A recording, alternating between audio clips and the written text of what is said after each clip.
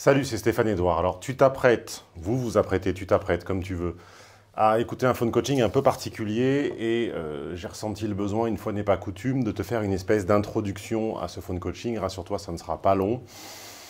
La particularité de ce phone coaching, c'est que c'est la première fois que je m'y énerve vraiment. Alors, je sais, certains vont me dire, mais il est souvent agacé, il est souvent exaspéré.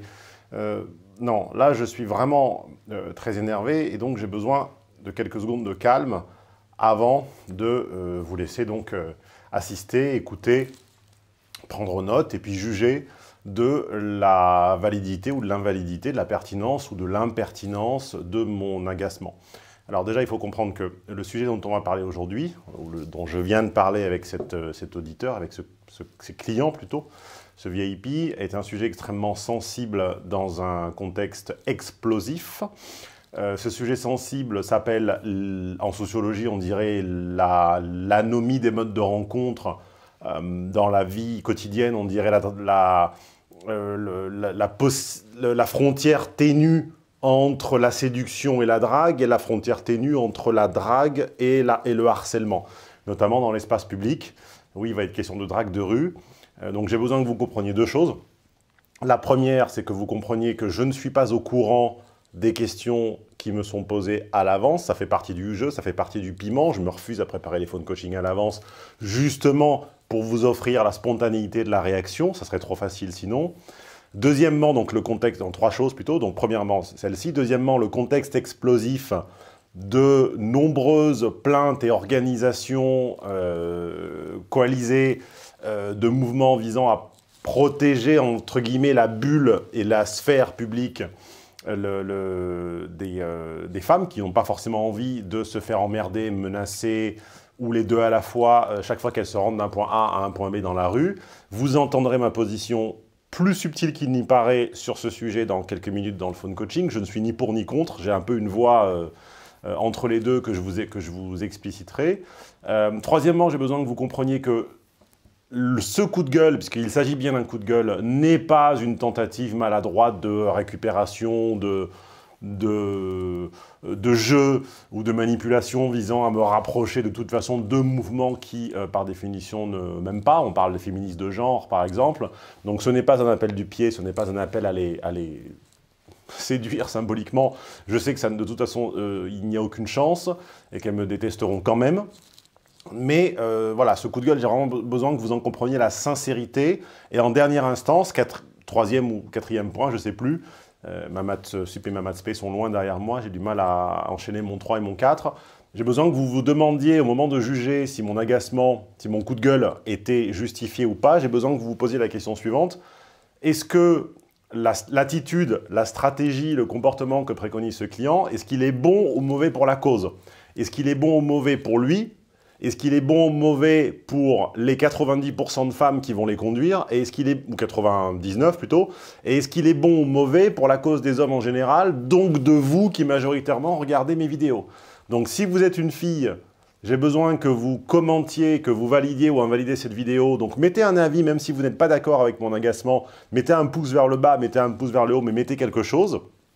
Et publiez, donc homme ou femme, en commentaire, votre position sur ce sujet épineux qui m'a valu de nombreux ennuis des deux côtés, hein, à la fois côté féministe des genres et à la fois côté site de séduction, à propos desquels je répète depuis 2005 la même ligne, qui est oui à l'opportunité et à l'intelligence sociale permettant, quand l'opportunité s'en présente, de faire une rencontre hors des carcans endogames, c'est-à-dire en allant à son travail, en rentrant ou en se rendant chez sa grand-mère en train, mais non à la machinisation et à l'organisation de sessions visant à sortir de sa bulle de timidité pour se confronter de façon récurrente à l'échec, au refus et à la gifle symbolique du non. C'est-à-dire non au stakhanovisme de la drague, oui à l'opportunité, quand elle existe réellement, de saisir une porte ouverte qu'on appelle un signe d'intérêt, de converser sans harceler et sans, entre guillemets, violer la sphère d'intimité de l'autre, c'est-à-dire badiner, dans un langage marivaudesque, le badinage, c'est l'échange d'informations sans pour autant solliciter des informations personnelles de l'autre avant qu'elle n'ait manifesté la volonté de le faire.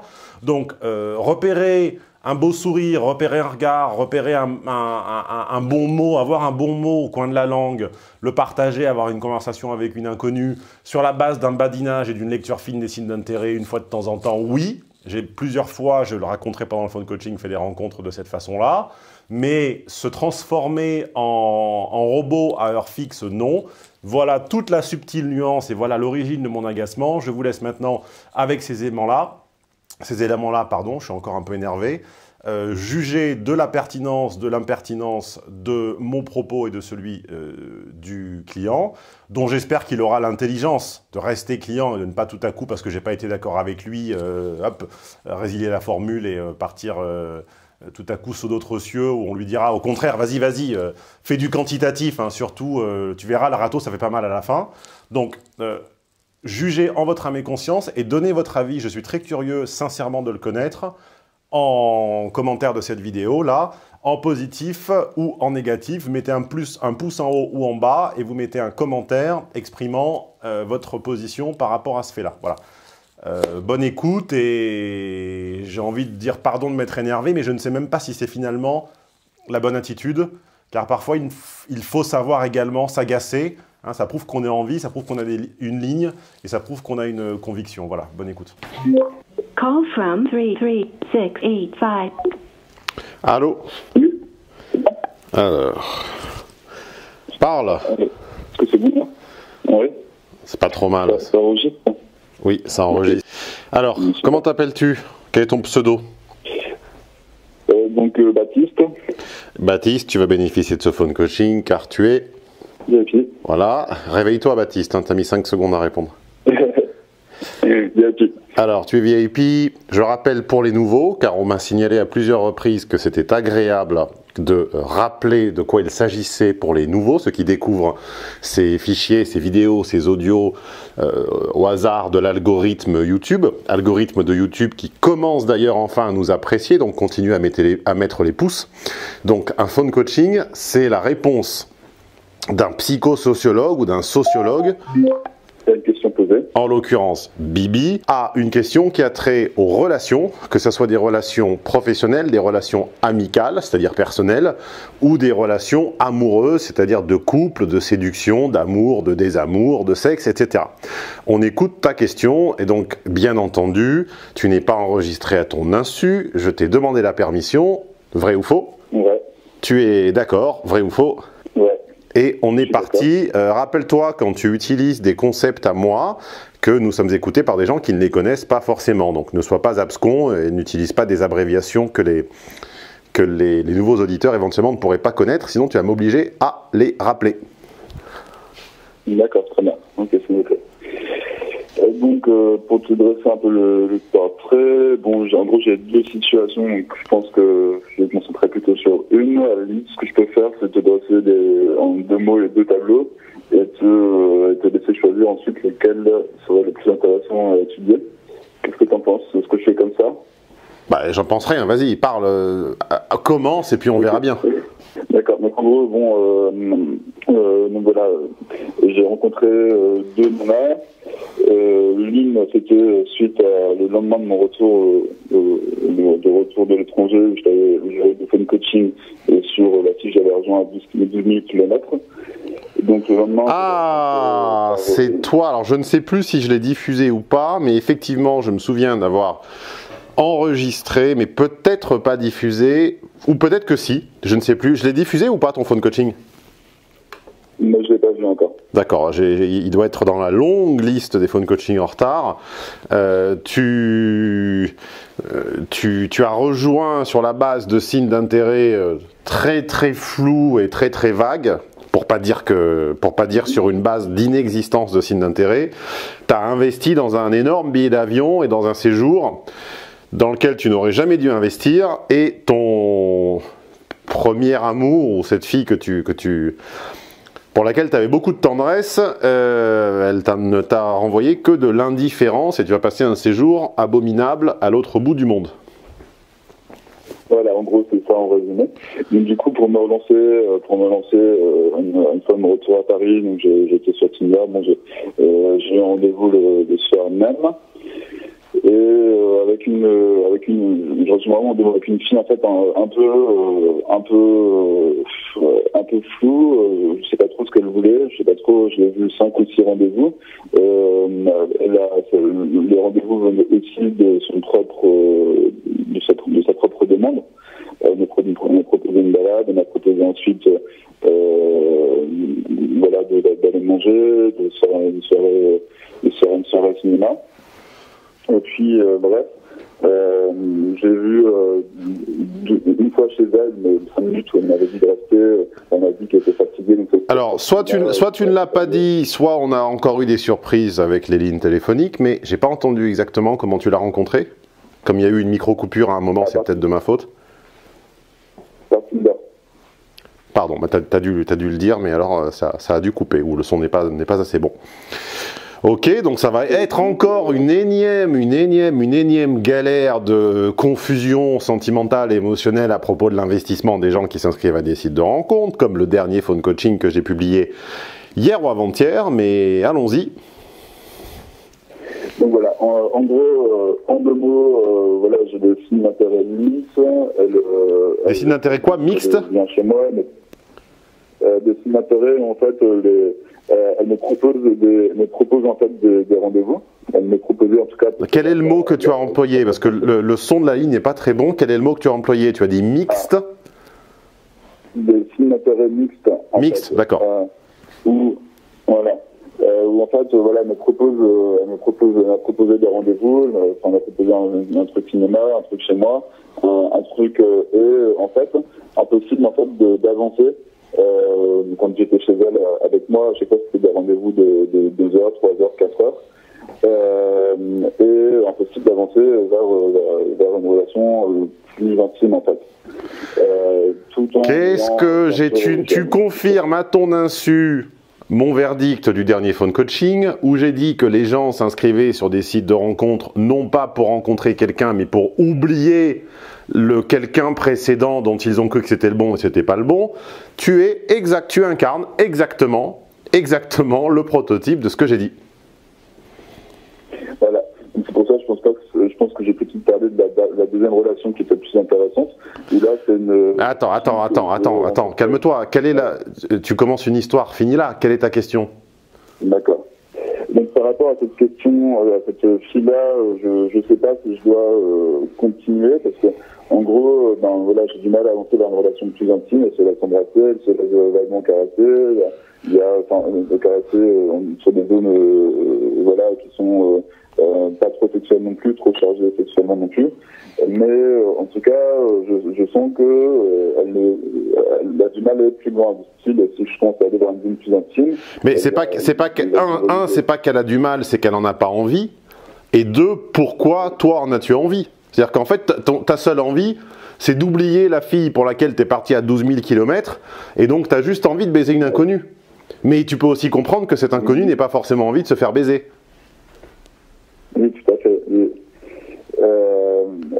Donc après, bon, on a quand même énormément discuté, on a quand même énormément avancé sur le plan, enfin voilà, on a passé peut-être une vingtaine d'heures ensemble. Après là, vendredi soir dernier, elle me demande ce que je fais. Moi je peux pas dire, enfin non, ce que je dis soir dernier, mais non, ce que je fais, à ce moment-là je peux pas lui répondre parce que voilà, j'étais allé dans la rue, j'ai trouvé une autre fille qui était disposée à me suivre chez moi. Attends, j'ai rien compris, je n'ai rien compris. Tu t'es perdu dans la rue? Non, je me suis promené dans la rue. Oui. Et j'ai trouvé une autre fille qui était disposée en fait à me suivre chez moi, que j'ai ramené en fait le soir même chez moi, donc je n'ai pas répondu. J'ai répondu le lendemain. Et suite à ça, j'ai pas eu de réponse. Attends, je ne comprends rien à ce que tu racontes. Tu te promènes dans la rue et ça veut dire quoi? Tu trouves une fille disposée, c'est-à-dire? Voilà. En gros, j'en ai abordé une dizaine, et puis voilà, il y en a une avec qui j'ai pu créer un lien dans la rue directement. Mais quel est ton but? En fait, quel est ton but en ce moment? Je comprends pas bien. Moi, mon but c'est d'entrer dans une relation en attendant. Non, tu mens à tout le monde là. Tu ments à moi, tu mens à toi et tu mens aux auditeurs. Ton but n'est pas d'entrer dans une relation. Quand ton but est d'entrer dans une relation, tu sors pas la nuit à minuit pour aborder 10 meufs sur ton boulevard. Ouais.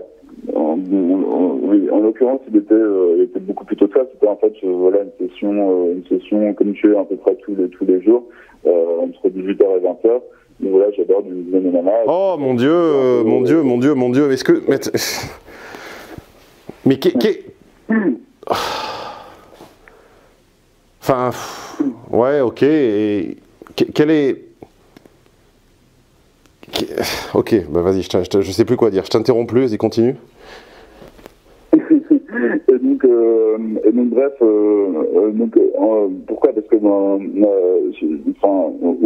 est-ce que tu n'as pas encore suivi ton séminaire où trouver des femmes? En tout cas, c'est vrai que jusque-là, moi j'avais abordé dans la rue. Je suis resté plus d'un an avec. Et donc je me dis, enfin voilà, c'est vrai que c'est quand même aussi un terrain où c'est possible de rencontrer des femmes, et j'ai essayé de l'utiliser. Après, voilà. Je ne dis pas que c'est impossible. Je dis, est-ce que ce que tu fais, utilisons l'impératif catégorique de Kant, est-ce que si tous les mecs s'organisent des sessions de drague de rue de 2-3 heures par jour, il va se passer quoi en fait? C'est-à-dire que si tous les hommes se mettent à quantitativement aborder n'importe qui en se disant qu'il y en a bien une qui va revenir, il va se passer quoi quantitativement pour les relations hommes-femmes en général, d'après toi? Il y aura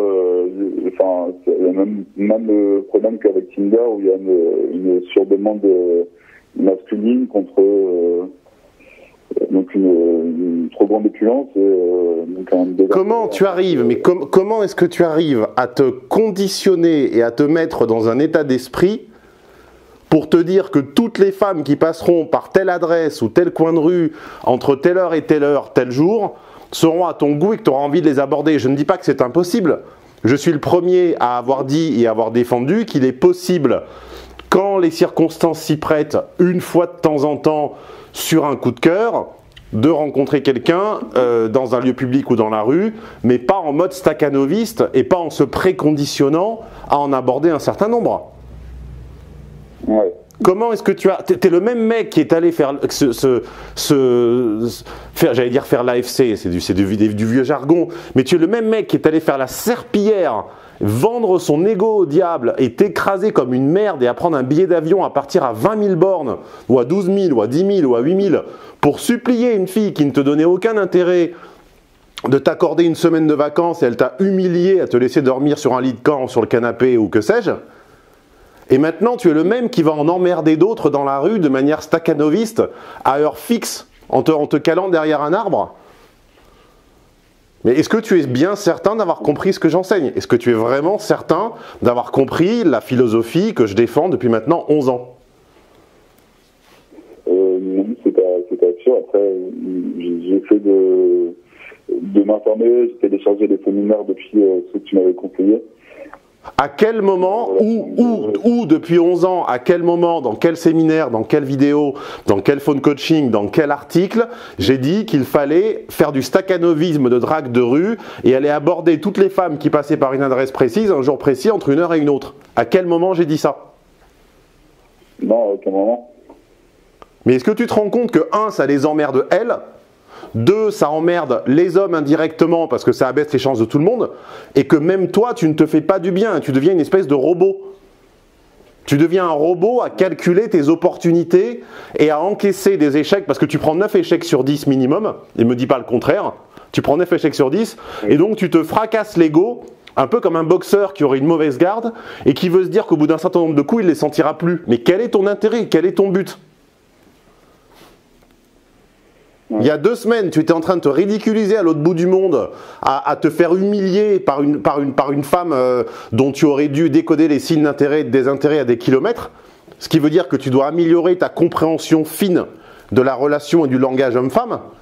Et 2 semaines plus tard, ton seul axe de travail n'est pas toi-même, mais c'est d'aller faire le dragueur de rue façon tous les sites de coaching en drague ridicules du début des années 2000 où les mecs se regroupaient comme ça, quartier du Châtelet, à côté des fontaines, et se dispersaient en petits groupes avec des objectifs quantitatifs avec un carnet et un stylo en disant j'ai abordé 4 brunes, 3 blondes, j'ai pris 4 coq-blocs.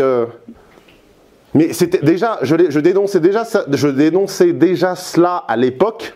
Et c'est pour ça que je n'ai jamais eu l'aval et l'approbation des sites de, entre guillemets, de séduction classique, car je me refusais à valider le stakhanovisme de la séduction. Je n'ai jamais changé de ligne, mais aujourd'hui j'hallucine, et d'ailleurs tout le monde me rejoint, et tous les petits puceaux de l'époque qui sont devenus des hommes entre-temps me disent « Tu avais raison d'avoir abandonné le plus tôt ce jargon et d'avoir défendu une vision de la rencontre. Certes, il faut certes comprendre les dynamiques, mais laisser une certaine part de qualité au milieu de cette approche quantitative. » Et toi, tu débarques en 2016, tu as tout mon contenu à disposition, tu as des centaines d'articles, des dizaines d'heures des centaines d'heures de contenu sur YouTube et compagnie, et tu débarques en m'expliquant que ta seule réponse à t'être fait ridiculiser le mois dernier avec ton amour d'enfance, c'est d'aller tous les jours de 18h à 20h devant la FNAC emmerder toutes les filles qui passent. Ouais. Mais est-ce que, enfin, quel est ton but? Et en plus, quand je te demande la sincérité de ta démarche, ton unique réponse sincère devrait être, si tu avais au moins la sincérité de répondre, devrait être j'ai envie de baiser. Non, tu essaies de me duper moi en me disant j'ai envie d'une relation. Mais c'est pas possible, c'est pas psycho-logique, c'est pas possible. Personne qui a envie de se remettre de la relation que tu viens de finir de vivre ne va aller faire du stakhanovisme dans la rue à heure fixe. Ouais. C'est pas possible, ça n'existe pas. Ou alors t'es pas un être humain, il y a quelque chose. Mais ça n'est pas psychologique. Du point de vue de la logique des sentiments, c'est pas possible. Il y a quelque chose de très étrange dans ce comportement. Et quel est ton... Puis en plus, c'est quoi? Je comprends pas. Alors, là, on parle de 2 personnes, on parle d'une rencontre sur Tinder, et après, tu me dis une autre personne, donc pas la même, a accepté de te suivre chez toi. Mais pourquoi tu ramènes des inconnus chez toi au bout de 5 minutes? Mais si elle y va, ça sera forcément une tordue. C'est ça, mais... Ouais. Ouais. Mais quel est ton intérêt? Du coup, voilà... Ouais. Tu vas me dire que maintenant, elle agit bizarrement, c'est ça? Non, c'était juste pour... là, j'avais pas d'intérêt pour une relation, mais c'était effectivement juste pour baiser. Après, oui, je ne le cache pas, là, effectivement, si c'est pas possible, enfin voilà, si la fille ne fait pas assez, si c'est pas possible, ben oui, je vais me dire ok, enfin... et donc, bon, cette fille-là qui m'a suivi en question, moi, après, voilà, j'ai justement une question à propos d'elle, parce qu'effectivement, elle prend des drogues dures, elle prend...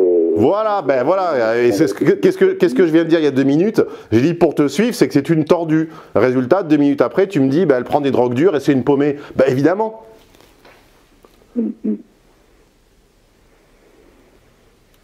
Et alors, quelle est ta question? Ben, ma question, en gros, plus ma problématique, du coup, parce que bon, c'est sûr que ça m'a mis aussi un sacré coup sur l'estime, en fait, quand dans ce voyageur en question à 12 000 km, ça m'a mis un sacré coup sur l'estime. Donc ça t'a mis un sacré coup sur l'estime, et tout ce que tu trouves à faire, c'est d'aller te prendre 90% de râteaux dans la rue. Tu trouves ça logique? Ouais. Tu trouves ça logique? Oui, donc tu dis oui, donc tu trouves ça logique. Bon, d'accord, ok, c'est ta logique à toi alors. Je trouve pas ça logique, mais disons que après je suis content effectivement si j'ai pendant 2 semaines aucun numéro, pendant 2 semaines aucune nouvelle opportunité, c'est sûr que ça va pas m'aider, enfin je vais pas me sentir en fait avancé. Qu'est-ce qui fait que je me sens avancé, c'est aussi le fait d'avoir de nouvelles opportunités, le fait d'avoir de nouveaux contacts. Et puis bon, concrètement, c'est pas dans mon cercle social que j'en ai de nouveau, c'est pas dans mes activités extra professionnelles que j'en ai de nouvelles non plus. Donc en gros c'est que uniquement les sites de rencontres et la rue quoi. Tu ne sors jamais avec tes amis, tu ne croises jamais de femmes nouvelles, tu ne t'arrêtes jamais sur tes trajets, faire des pauses dans des endroits agréables où d'autres personnes peuvent faire des pauses. Tu ne fréquentes absolument personne hors de ton travail. Tu es un stakhanoviste qui part à la même heure, qui rentre à la même heure et qui découpe en cases son emploi du temps avec une fraction pour chaque activité. Je comprends pas bien. Non, en fait, voilà, concernant les sorties, c'est des sorties en fait où j'arrive pas. Enfin, en gros, c'est voilà un peu de boîte de luxe dans Paris, donc où j'arrive pas à me sentir extrêmement à l'aise, mais mes amis y vont. Et eux se sentent par contre, un en particulier, ils se sentent en gros à l'aise. Moi, j'arrive pas à me sentir extrêmement à l'aise, donc c'est pas là-bas que je fais de nouvelles rencontres, quoi. Après, c'est vrai que bon, je travaille environ 50 heures par semaine. Je me déplace que en 2 roues. Donc après, hormis effectivement, j'ai fait travail, enfin, pour mon plaisir, parce que voilà, parce que ça me plaît, je suis allé dans pas mal d'événements vegan et tout ça. Mais après, pas mal d'événements quoi? Voilà, c'est pas mal d'événements, je te disais le coup que j'étais végétarien, donc je tournais un petit peu sur de la sphère véganiste, de la sphère méditation, etc. Mais après voilà, la proportion de femmes qui peuvent me faire là-bas est extrêmement faible en fait. Enfin, encore une fois, la nuance est subtile, mais je suis abasourdi que tu ne la comprennes pas. Tu viens t'adresser à quelqu'un qui, depuis 11 ans, contre vents et marées et contre toutes les critiques des deux côtés, défend une ligne assez fine et assez complexe qui est, oui, il est possible de rencontrer une personne dans un lieu public, dans l'environnement public et d'avoir une belle histoire avec elle, à condition, que ça ne soit pas la conséquence d'une action et d'une règle de vie et d'un mode de vie stakhanoviste consistant à sortir à heure fixe et à faire du bourrinage, et que ce soit fait avec opportunisme, intelligence, diversité, c'est-à-dire pas en répétant des imbécilités de phrases d'approche apprises par cœur, mais en repérant un sourire, en repérant un regard intéressé, en sentant réellement une volonté de l'autre d'avoir cette conversation badine, hein, badinage, small talk, respect de l'échange des informations personnelles. Et 3, en partant du principe que ce stakhanovisme de bourrin ne devienne pas la règle. Parce que s'il devient la règle pour une majorité d'hommes, le problème c'est que ça le rend impossible pour tout le monde, et que le mec qui une fois par an aurait envie de parler à sa voisine dans le train, vu qu'elle se sera fait emmerder 12 fois dans la journée par des mecs comme toi, ça ne sera plus possible.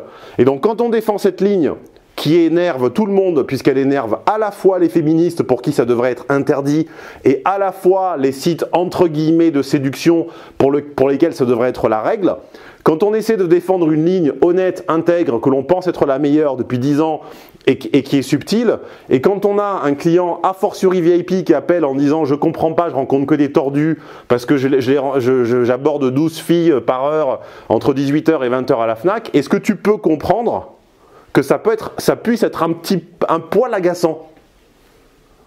Oui, bien sûr. Bien sûr. Et donc, quelle est... En fait, pourquoi la raison pour laquelle je le fais, le temps, c'est que justement, c'est que, ben voilà, c'est lié au fait que, ce que je disais, c'est que les opportunités, j'en ai pas 10 000. Si ton mode de vie ne te permet pas de croiser des filles, change de mode de vie. En fait, là, regarde l'analogie suivante. Regarde l'analogie suivante. Quelqu'un me dirait, moi j'adore mon travail, mais mon travail me rapporte tellement peu que je suis obligé d'aller voler de l'argent à des grands-mères dans la rue entre 18 et 20 heures. Qu'est-ce que je dois faire? Eh bien, je lui dirais, change de travail. D'accord. Toi, tu me dis, j'adore mon travail, j'adore mon scooter et j'adore mes amis, mais ils me permettent de rencontrer personne qui m'intéresse. Donc je te dis, change de scooter, change d'amis, change de travail. C'est-à-dire, ne va pas forcément systématiquement, abandonne peut-être le scooter un jour sur 2, ou un jour sur 3, ou un jour sur 4, ou un jour par semaine. Fréquente d'autres cercles d'amis. Les amis, ça se fait, ça se défait en un clin d'œil. Je parle des amis de sortie, hein. Je ne parle pas des amis d'enfance. Mais les amis de sortie, ce n'est pas des amis, c'est des connaissances. Et ce genre de cercle, on en change en 2 semaines, quand on veut. Il suffit d'avoir de la ressource, il suffit d'avoir de la valeur. Ça peut paraître immoral ou amoral à ceux qui nous écoutent à première vue, mais les cercles d'amis de socialisation, dites-vous bien que les femmes, par exemple, qui sont beaucoup plus dénuées de soucis éthiques que nous de ce côté-là, n'ont aucun problème à changer d'amis de socialisation en 1 mois, en 3 semaines, en 2 semaines ou en 1 semaine. Puisqu'en fait, ces amis sont des clés d'entrée dans des endroits, c'est tout. Et des ressources.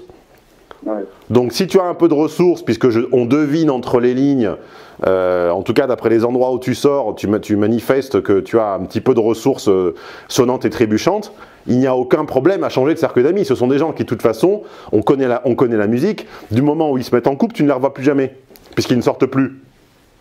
Donc la musique, on la connaît. Donc tu me dis, mon mode de vie, c'est-à-dire l'addition de mon lieu de travail, de mon mode de déplacement et de mes lieux de sortie et de mes loisirs ne me permettent de rencontrer personne d'intéressant. Résultat, je vais appliquer les pires techniques ringardes de bourrin mentaux des années 2005, de French Touch séduction et art de séduire et verse le jus et bicomine et Antoine Cormon et Lifestyle Mon Cul là, et je vais faire un vieux recyclé, un vieux réchauffé de tout ce qui a rendu, tout ce qui a fabriqué des générations de robots sociaux. Pendant que tonton Stéphane disait déjà à l'époque, méfiez-vous des techniques américaines, méfiez-vous du staccanovisme, méfiez-vous du jargon, et travaillez votre intelligence sociale et votre capacité à comprendre le langage et la logique des femmes. Aujourd'hui, 99% disent que j'ai raison, et que j'avais une attitude adulte, et que ces trucs étaient des gamineries. Et là, toi, tu sors de nulle part, de ton chapeau mystérien, de mystery, et tu nous dis, bah, finalement, pour digérer mon énorme bâche venant de mon énorme naïveté en matière de logique des femmes, eh ben, je vais draguer à la Fnac de 18h à 20h, et puis coup de chance, il y en a une qui a accepté de me suivre chez moi, mais c'est bizarre, elle est un petit peu étrange, elle prend des drogues dures et elle est un peu tordue. Mais c'est pas de ma faute, c'est parce que j'ai un scooter et parce que j'ai des amis qui sortent au VIP et un scooter, donc j'y suis contraint. Ouais.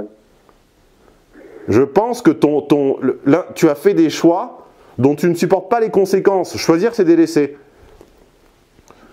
Ton mode de vie, c'est tes choix. Et si ton mode de vie t'exclut des femmes qui t'intéressent, ça veut dire qu'il faut que tu te réconcilies avec les femmes qui t'intéressent par le choix de ton mode de vie.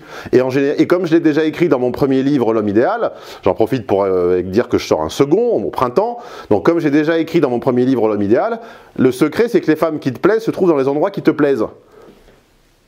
Donc si tu sors dans des endroits qui ne te plaisent pas, parce que ce sont simplement ceux où tu suis ton groupe de copains traders ou avocats, parce que je pense que ça doit être à peu près l'un des deux, je ne sais pas si tu es trader ou tu es avocat. Non, je suis cadre dans la santé. Bon, ben, pour suivre ton groupe de copains cadres commerciaux dans la santé, tu te retrouves à fréquenter des endroits qui ne te plaisent pas, donc fréquenter forcément par des filles qui ont un logiciel qui est incompatible avec le tien, et donc pour compenser, tu te retrouves à aller faire les poubelles de la Fnac, et à aller faire du quantitatif dans la rue en hiver, avec probablement des phrases apprises par cœur. Tu te fais du mal et tu fais du mal aux mecs en général. Je répète, c'est la triplette magique que tu fais. Tu fais chier les filles car 9 sur 10 se disent putain encore un relou. Tu fais chier l'ensemble des autres mecs, moi y compris, qui, une fois de temps en temps, avaient le plaisir d'avoir un échange informel et badin, le badinage étant le respect des informations privées de l'autre, avec une inconnue, et qui se sont, c'est vrai, autorisés dans leur vie 1 ou 2 ou 3 très belles histoires sur la base de rencontres de rue, enfin de rencontres, on va dire, aléatoires, publiques. Ce genre d'histoire devient de plus en plus difficile, voire impossible, parce qu'il y a des racailles qui ne comprennent pas le français, qui les emmerdent dans la rue, et 2, des petits Augustins, hein, comme diraient les féministes, tu es un Augustin qui t'y également. Et le 3, je sais plus, j'ai déjà dit. Et je ne comprends même pas que tu t'étonnes en fait. C'est-à-dire que la fille Tinder, elle est aussi paumée que toi. Pour revenir à tes questions, elle est aussi paumée que toi, la fille Tinder. En réalité, elle est exactement comme toi. Elle vient de subir un énorme échec amoureux. Elle s'inscrit pour que cette chanson de Ports en Port là de Serge Lama, jamais encore, je te le jure, je ne pourrais oublier ton corps. Donc pour oublier, on va dire pour mettre du baume sur ses cicatrices récentes, elle veut passer du temps avec d'autres hommes indifférenciés. Toi, pour mettre du baume sur ta cicatrice récente, CF Histoire à 12 000 km, tu veux fréquenter comme ça un amas de chair, un amas de viande, un amas de filles indifférenciées. Et résultat, vous vous retrouvez ensemble dans une pièce, mais vous n'avez aucune volonté de connexion, vous n'avez aucun désir, et vous touchez sans que vous frottez les allumettes sans que la flamme ne prenne. Vous êtes là à jouer au docteur, à vous toucher le bout du je sais pas quoi, et il ne se passe rien, vous n'avez même pas envie de passer à la suite, mais c'est parce que c'est pas le moment et c'est pas le but. Ouais. Et après tu me dis, bon ben en parallèle, il y en a une qui m'a suivi chez moi, mais bon, il y a un tout petit problème, c'est qu'elle est héroïnomane. Ouais. Ben vérifie ton porte-monnaie, Coco, parce qu'il y a peut-être des billets en moins.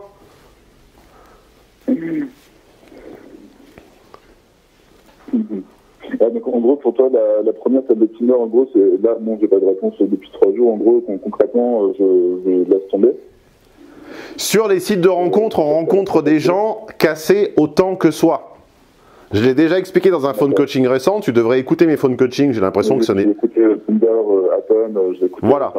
Elle est aussi cassée que toi. Elle n'a pas plus envie de s'investir que toi. Elle est aussi cassée que toi. Et comme elle ne sait pas digérer ce morceau de charbon ardent qu'elle avale avec l'échec de sa dernière relation, elle passe du temps avec des glands qui la sortent. D'accord. Et après, elle se retrouve bien gênée quand, au bout de quelques sorties, vous êtes dans une enceinte close et que le garçon a envie de tirer son coup parce qu'elle n'en a pas forcément envie. Voilà. Ouais. Donc en gros, elle, je ne cherche pas à aller, voilà, je lâche l'affaire. Et puis concernant le Reneman, on va l'appeler comme ça, allez, que j'ai revu, et du coup, c'était quand? C'était hier soir, non, c'était avant-hier soir. Elle, ouais, je peux aussi, en gros, c'est, ouais, ok. Après, c'est aussi ça, c'est réussir à accepter que ça va prendre du temps, c'est aussi parce que si on ne fait pas de quantitatif, uniquement du qualitatif, c'est accepter que ça va prendre du temps, que peut-être va passer un certain nombre de mois. Non mais qui t'a mis dans la tête qu'il n'était pas physiologiquement possible de vivre quelques semaines ou quelques mois sans femme?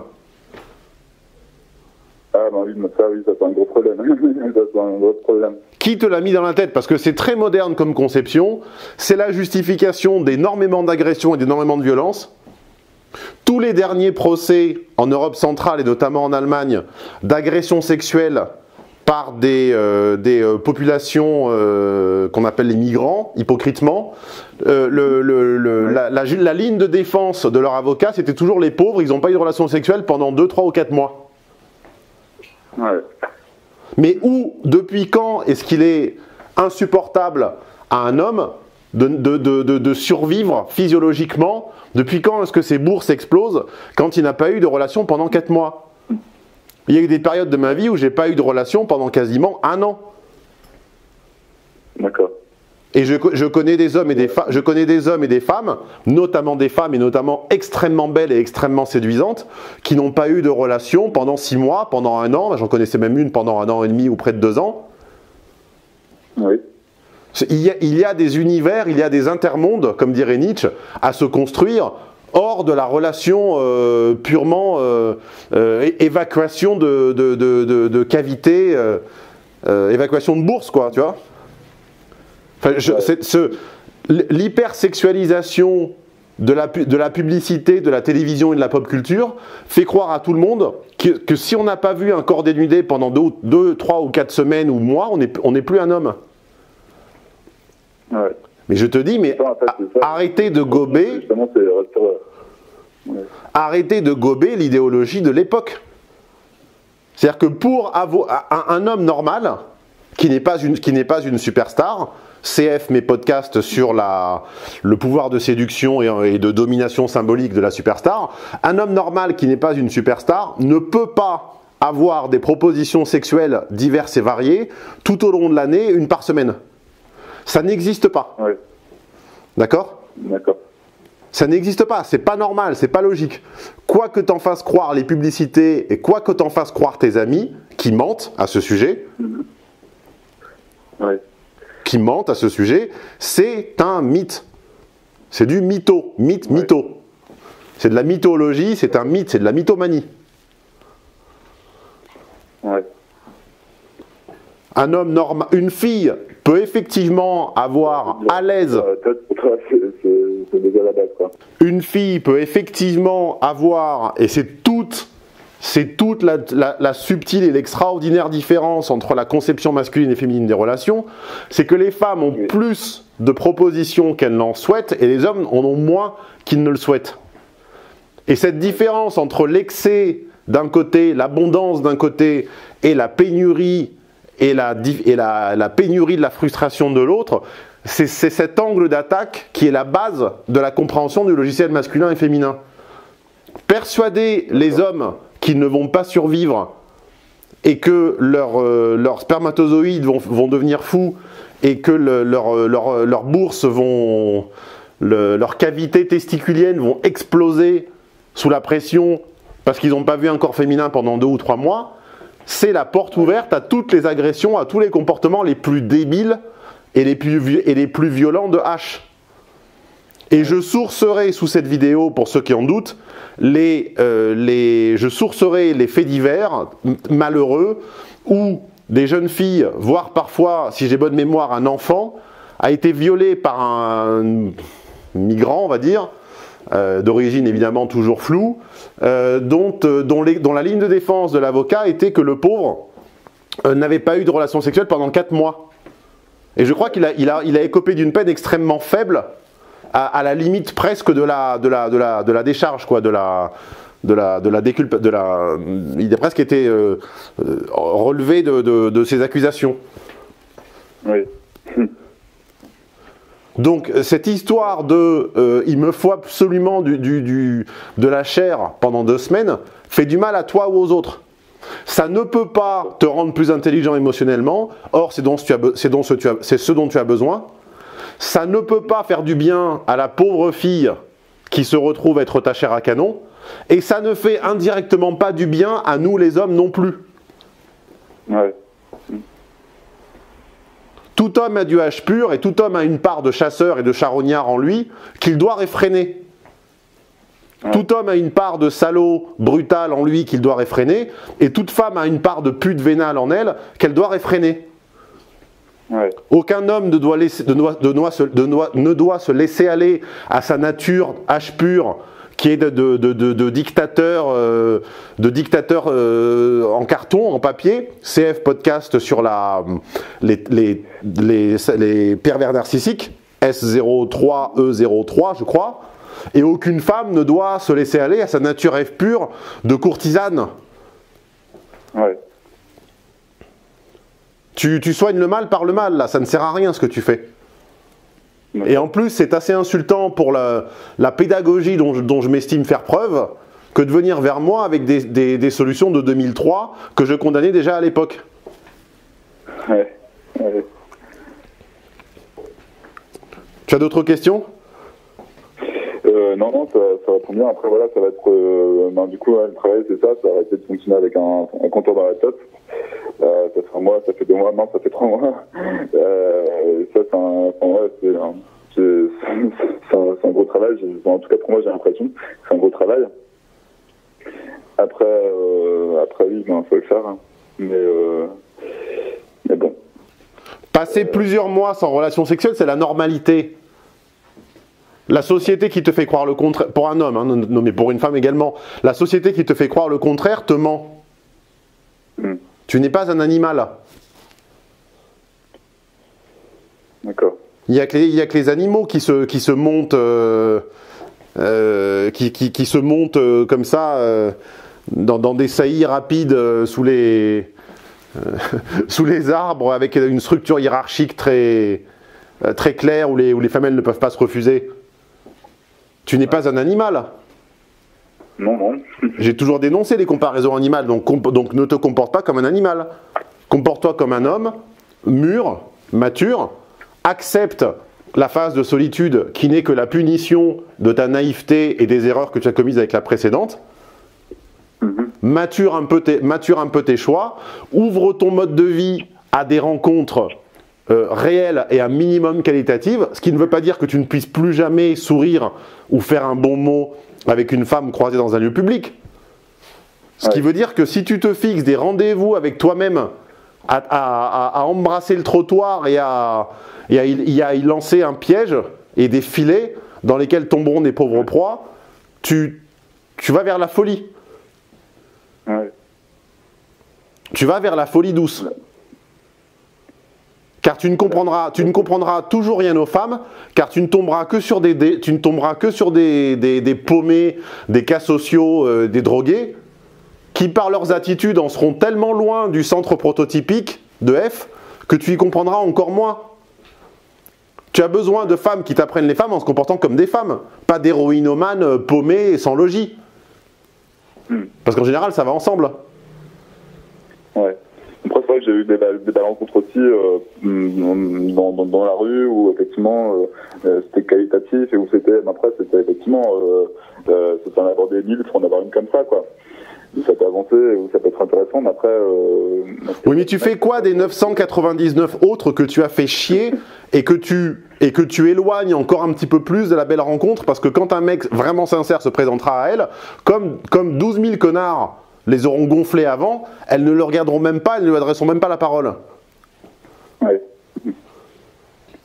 C'est sûr. Il faut fabriquer sa chance en fabriquant sa vertu. Tu n'es pas vertueux pour l'instant, donc tu jouiras de malchance, je te le garantis. Ouais. C'est un peu transcendantal dit comme ça, mais je te garantis que tu joueras de malchance.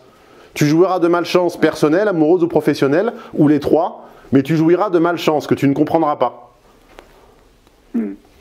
Les gens comme moi qui ont très souvent de la chance, comme je l'expliquais dans mon séminaire le plus ésotérique qui était fabriquer sa chance, sont des gens qui pensent en termes de vertu, en termes de cercle vertueux, et pensent et font la médiation entre leurs actions individuelles et les conséquences pour le groupe. Je ne ferai jamais, sauf erreur de ma part ou sauf errement temporaire, je ne me lancerai jamais dans une stratégie qui nuit aux chances de mes congénères ou qui provoque la ruine indirecte de mes congénères pour mon enrichissement personnel. Ouais. Et de toute façon, même pour toi, directement, c'est mauvais, parce que tu te prends 999 échecs sur 1000. Ton ego, il va devenir quoi? Ouais.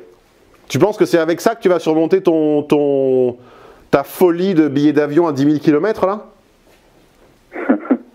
Avec des héroïnomanes paumés qui vont te suivre dans la rue? Non. Bah si, manifestement oui. Donc ressaisis-toi. Et je sais même pas de quoi te dire comme conseil, mais à part ressaisis-toi. D'accord. Ok. Donc en gros, si je dois retenir quelque chose de ce coaching-là, ce serait aussi changer le mode de vie pour avoir effectivement des opportunités qualitatives qui me correspondent dans les endroits qui me plaisent. Ben, retiens l'anecdote de la vieille dame. L'anecdote de la personne qui ferait un job qui lui plaît mais qui ne lui permettrait pas de survivre et qui devrait de temps à autre monter des arnaques et voler des vieux. Et qui dirait oui mais je suis obligé parce que moi je veux vivre en étant poète. Je veux être poète et fleuriste. Le problème c'est que je ne subviens pas à mes besoins et à ceux de ma famille. Donc en contrepartie je monte des arnaques sur internet et je pirate des cartes bancaires de vieilles. Ouais. Mais ça va, c'est cool. Parce que comme ça c'est le temps de me remettre à pied. Qu'est-ce que tu dirais? Non, c'est sûr. C'est sûr que c'est pas intéressant. Eh ben c'est pareil. D'accord. Bon, je rappelle, puisque ce site a Phone Coaching enregistré, je rappelle que si vous avez envie d'entendre la vérité sur les relations hommes-femmes, la séduction, y compris la drague, dénuée d'amour ou pas, abonnez-vous à cette chaîne.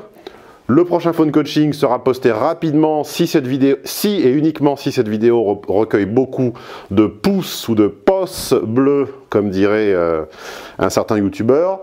Et si vous avez bien retenu ces deux informations-là, et la vieille dame qui se fait piquer son sac, c'est l'essentiel. J'ai oublié ton faux prénom, donc je ne veux pas commettre une erreur en disant le vrai, donc je ne le dirai plus. Donc salut, à bientôt, profite de tes phone coaching, homme-d'influence.com/VIP pour recevoir un conseil honnête qui peut parfois s'apparenter à une gifle de réalisme, mais qui est, au moins a le mérite de l'honnêteté sur vos relations interpersonnelles. À bientôt, ciao.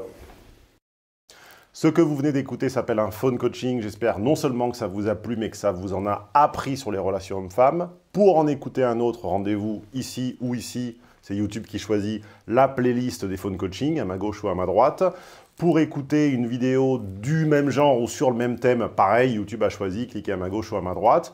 Et ce que je sais, c'est que pour vous abonner à cette chaîne, si vous ne l'étiez pas encore, c'est ici, là, en bas à droite, le rond avec ma tête dedans.